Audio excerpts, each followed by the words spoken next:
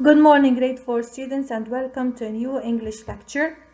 This is lecture number 7 for week 26. In this lecture, we're going to identify the usage of past progressive or past continuous, form and use past progressive correctly, and compose a narrative paragraph using the correct tense and elements. We're going to refer to worksheet number 4 for grammar and writing as well. Now, what is, let's have an example about past progressive. I badminton. So I should have a subject, as you can see, and here's in this space I should have a verb, and this is the rest of the predicate or the object. And also I should have a time expression, at this time yesterday.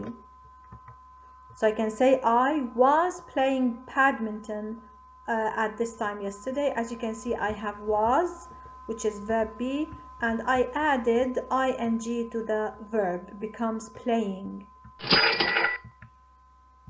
She, subject, time expression, at 9 a.m. yesterday, was cycling, also verb be, and then I added ing to the verb.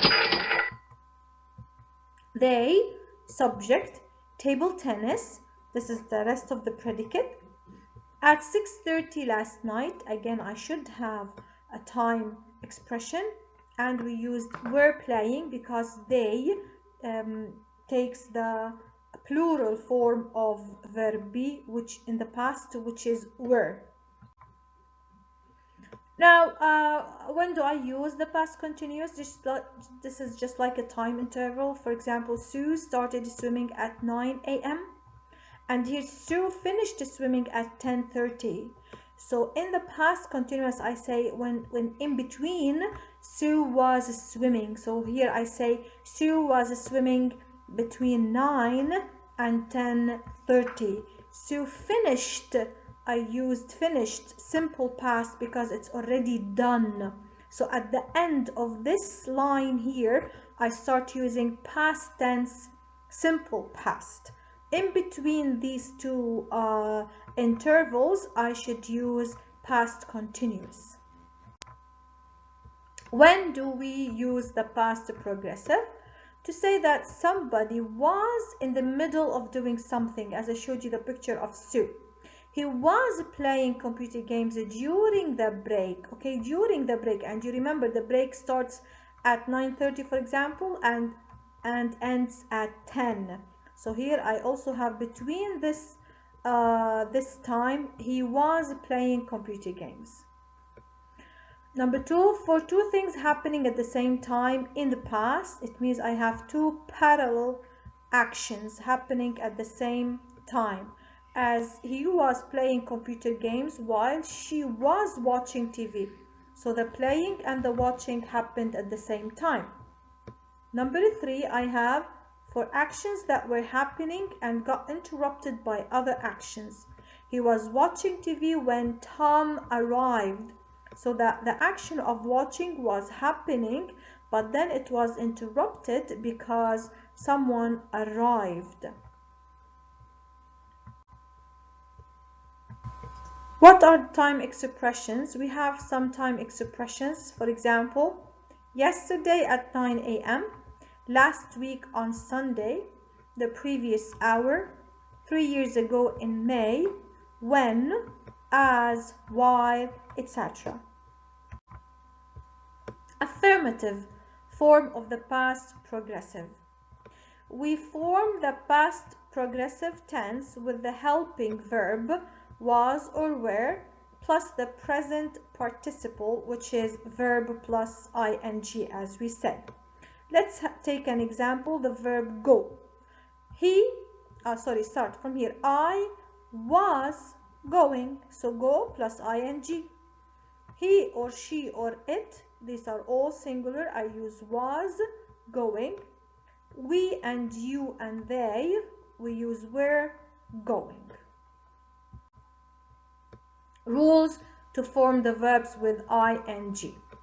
We add ing to most verbs, like break becomes breaking, shout, shouting.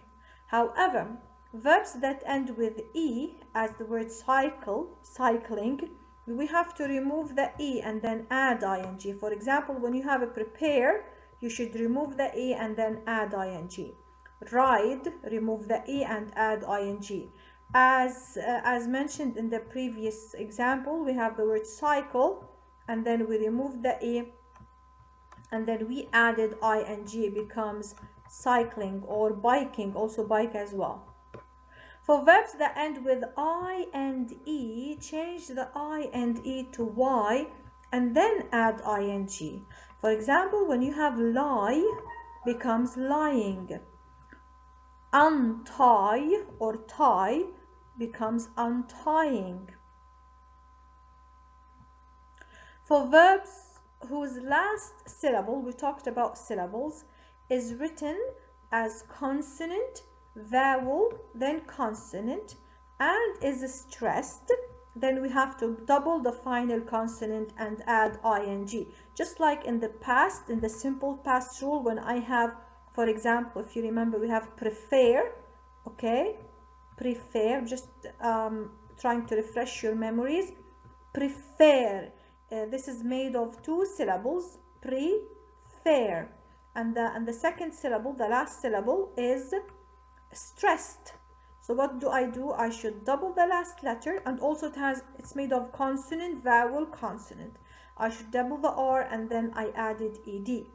So here I have, for example, run. As you can see, I have a consonant, then vowel, then consonant. So this one is this syllable has consonant, vowel, consonant, then I should double the last letter and then I add ing. Now this one is made of two syllables, and the second one here is stressed. Forget, forget. So I should add double the last consonant and then add ing.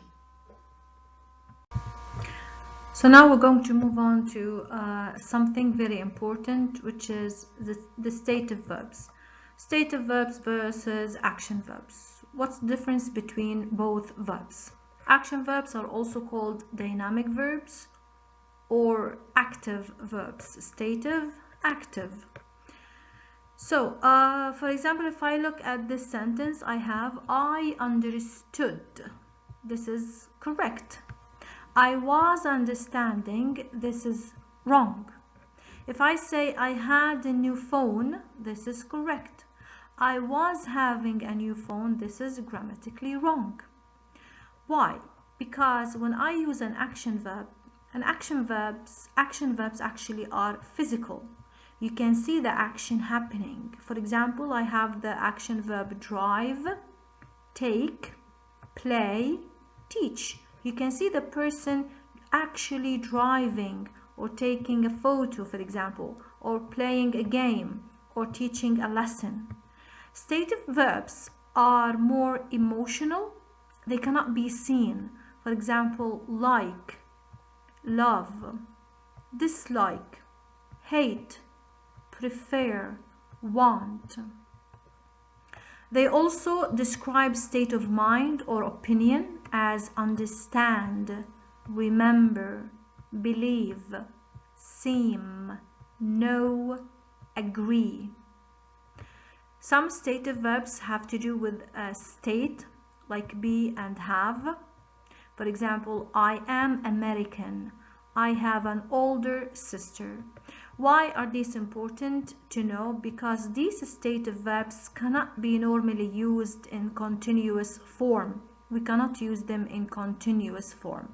I cannot say I was understanding or I was having a new phone. This is considered wrong. Okay, I am American. This is not going to change. It's not something that's going to end at one point. I am American. I was American, for example, and I will continue to be American. It cannot be used in continuous form. I have an older sister also. This cannot change. It's a fact. It cannot be changed. So, stative verbs, as we said, are not normally used in a continuous way. I was understanding this lesson. Completely wrong. This bag was belonging to me, also wrong. I was believing in ghosts, this is also wrong. I have the verb understanding, this is a stative verb. Belonging, this is a stative verb. Believing is also a stative verb. So they cannot take the continuous form as we said before. The correct way to use them is like that. I understood this lesson. Simple past. This bag was mine, for example. I used to believe in ghosts. This is how we use them. Some verbs are both stative and active at the same way. These are, for example, the verbs of senses. Let's take, for example, the verb look. If it's a stative, I can say, for example, this bread looks old. If it's active, I can say, for example, I can use it as saying something. So I can say, for example, I am looking at this picture or at this view. Now the negative form of the past progressive. We form the past progressive tense with the helping verb was and were plus not. Not means negative, okay? Plus the present participle, which is the verb plus ing. I was not or wasn't. You can choose either style, okay? Was not, or the contraction wasn't going. He or she or it was not or wasn't going. We, you, and they were not or weren't going. The interrogative form of the past progressive. We form yes or no questions by using the helping verb was and were plus the subject plus the present participle verb plus ing. For example, yes or no, okay? So these are for yes or no. Was I watching? Was he watching? So remember, this is the helping verb plus the subject plus the verb with the ing. Were we watching, or were you watching, or were they watching? Now we form WH word questions by using the WH word plus helping verb was and were plus the subject plus the present participle, which is the verb plus ing. For example, see, I'm using the WH words where, when, and why. Where was I going? I'm still using verb be and then the subject, okay? So I can say, was I going? The answer would be yes or no. If I'm asking about a place, I should use the WH word where. When, if I'm asking about the time, I should use when. When was he going? So the WH word plus the helping verb plus the subject and then the verb with the ing. Why were we going? Or why were you going? Or why were they going? Let's complete the sentences with the past continuous form. I run when you saw me because I was late. So here we can say I was running. Of course, we're going to solve this during the Zoom. So how about you get a piece of paper and try to solve these questions by your own. I will just read them. They wait for a bus when the car crashed. So here I have an interrupted incident or action. Gabby and Laura, so these are two, dance at 8 p.m. Tom not eat a sandwich when Ben fell into the river. Okay, what blank Carol and Jack do? This is the verb that should go in this blank. When Pedro phoned. Number 6, blank Sally take a photo when I phoned. Okay, so this one I should use the WH word. Number 7, Pedro and Tomek not laugh when Ben fell in the river. So here I'm using a time expression when. Let's move on to the writing. Narrative writing. So it's like telling a story. A narrative is a story that is interesting for the reader. This type of writing makes the reader feel as if he or she were part of the story, as if it was being told directly to him or her. What are the elements of narrative writing? First, we have the characters.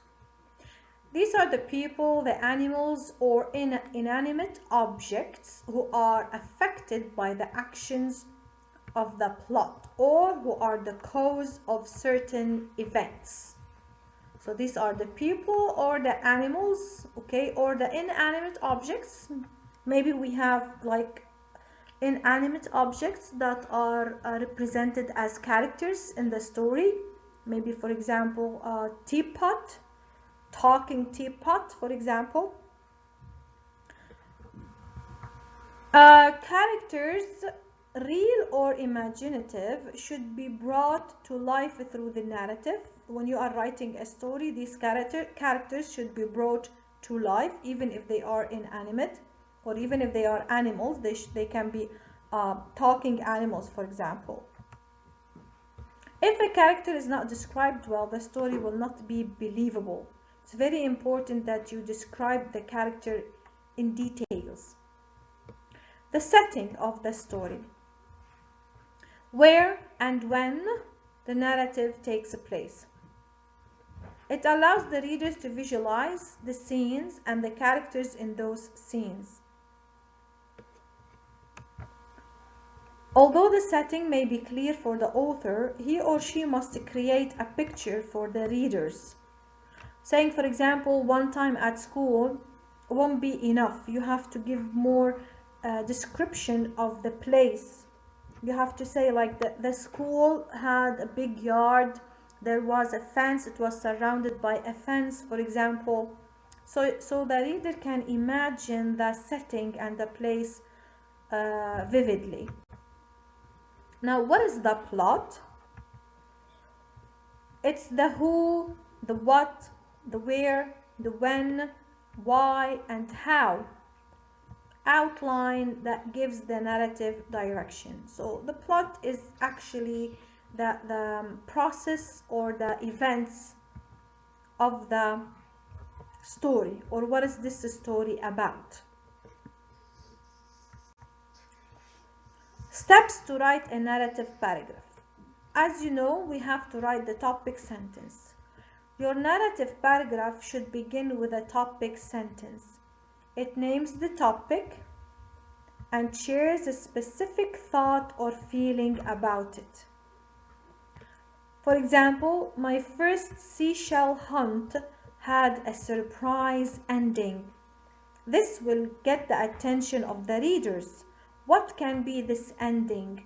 What happened during the seashell hunt, for example? So what is the topic? It's the first seashell hunt. And what is the special thought that will keep the reader engaged? A surprise ending. Steps to write a narrative paragraph. We need supporting sentences or supporting details. Supporting sentences are the middle part of a paragraph. They tell what happened in your story in time order. You can use the time order words. Supporting sentences may also include details about the setting as well as conversations between characters. You can add conversations in a narrative writing. He said, she said, someone yelled, for example. At the end, we should have a concluding sentence. In the concluding sentence, all you have to do just restate the topic in different words or add different feelings or expectation. For example, it made me happy to spend time with my dad. My seashell surprise. This is an example. My first seashell hunt had a surprise ending. Topic sentence. Early one morning, this is when. My dad and I, these are the characters, walked to the beach with a red bucket. The sand was soft and cool. I'm explaining the setting, the place. I didn't just say at the beach. I'm explaining, I'm giving more details, I'm describing it. We collected orange, white, and brown shells of all different shapes and sizes. Here's the plot. These are the supporting details. When our bucket was almost filled, I spotted something black and shiny pointing out of the sand. I reached down and grabbed the object right before a wave crashed against my legs. The object felt sharp and curvy. Finally, I opened my hand. What is this? This is conversation. I asked my dad. He said, another conversation. I use it between quotation marks.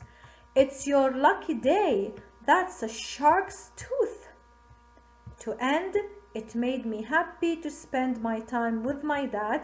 You can also say, for example, and get a surprise, which is the shark's tooth. So this is the end of our lecture. I hope you found it informative and you've learned something.